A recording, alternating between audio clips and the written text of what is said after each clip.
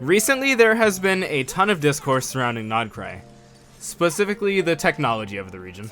This discourse is actually pretty old. It all started back in Sumer, really. However, it reached mainstream attention with Mavlika and her bike, and now with more information about nod-krai, it's the new hot topic of the Genshin community. You could probably tell by the title, but I have a pretty clear-cut stance on this. I think nod-krai's technology is, at least from what we've seen, very unfitting in Genshin, jarringly so. The arguments against my stance and in support of nod-krai's technology is that technology of this caliber is nothing new to Teyvat, which is absolutely correct. Khaenri'ah was known to be incredibly technologically advanced, with surviving automatons and robots being very impressive. Furthermore, we have automatons of modern creation, Catherine and the Balladeer being honestly more impressive than the surviving remnants of Khaenri'ah. Sumer has, in my opinion, the most impressive technology, and Fontaine has figured out infinite energy. And of course, Mavlika has her motorcycle. The technology in Teyvat is undoubtedly more impressive than a spaceship, as evident by us in real life having yet to find a way to harvest dreams. Much of the technology in Teyvat is unfathomable, something that could only exist in a high fantasy setting. Oh, that's the problem. The technology in Teyvat, from Mondstadt to Natlan, has the aesthetic of high fantasy. Genshin may not be medieval, however it is undoubtedly high fantasy. People channel their powers through sword and spear. Magic is an established norm. Dragons are the prima donnas of the world. The technology all has a high fantasy feel. nod-krai, however, I mean just look at it. It wouldn't be misplaced in Star Wars. To be fair, Fontaine is steam and ocean punk. However, I think those are a lot closer to high fantasy than sci-fi, and I think Fontaine doesn't lean especially far into either of them. Fontaine is the hardest to explain. As for the other regions, the puppets don't really feel like tech, they feel like magic. Sumer's tech is undoubtedly tech, but it visually looks magical.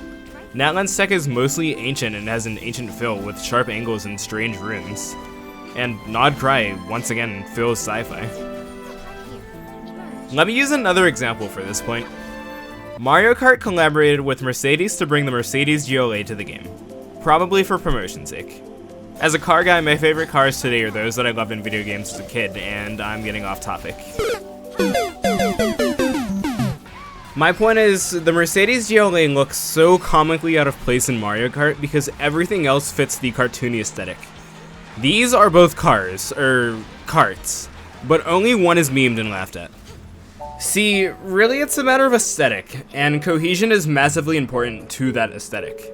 Yes, every region has different aesthetics, but they all fit into an overarching aesthetic. The argument that cohesion isn't important because Sumeru and Mondstadt look different is like saying a Pomeranian and a German Shepherd can't both fit the picture of a dog. Genshin has always walked the line on consistency, but it's always done a relatively good job even if it's swerved here and there a bit. But with nod-krai specifically, it feels like it made a sharp right to a back road. This is off topic, but I wanted to bring it up anyway, because I found it funny, so I just left it in the script. I absolutely love how cameras are framed as being new revolutionary inventions, meanwhile Fontaine has what is effectively CCTV. As I said though, it's not about the technology itself, it's about the aesthetic, so that's not a part of my argument at all. Anyways, if you play honkai, either Impact 3rd or Star Rail, you undoubtedly know that mihoyo's favorite aesthetic is sci-fi. And you probably also know by now that Genshin is probably connected to honkai in some way. Whether directly so, or through Genshin being in a bubble universe within the Sea of Quanta, or by any other funky means. By this, I mean to say that Genshin is probably a high fantasy world set in a sci-fi universe. And if mihoyo plans to expand Genshin into that universe, it will probably end up being sci-fi. The question is this the point of expansion? I bring this up because even if I'm on the side of nod-krai being too much, I don't think it's doomed. I think that with the right plotline, it could actually work out very, very well, and I have hope that there will be a plotline that justifies this difference in technological feel. Imagine this. The Fatui got into contact with someone. Maybe a Kevin Keslana or a Walt Yang or someone else with some technical knowledge with a reason to rule over a morally ambiguous organization. I don't know, just ballparking ideas. Thoughts in the comments?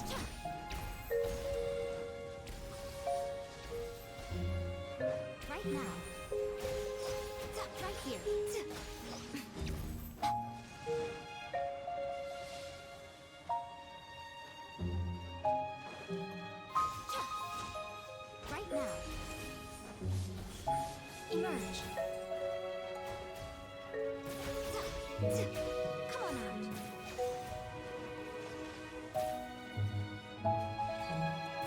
Right now.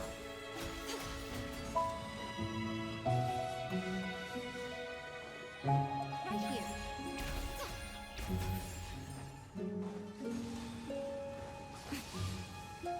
Right now. Nothing lasts forever. Right here.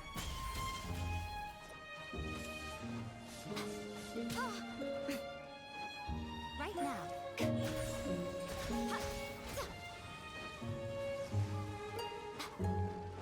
Right here.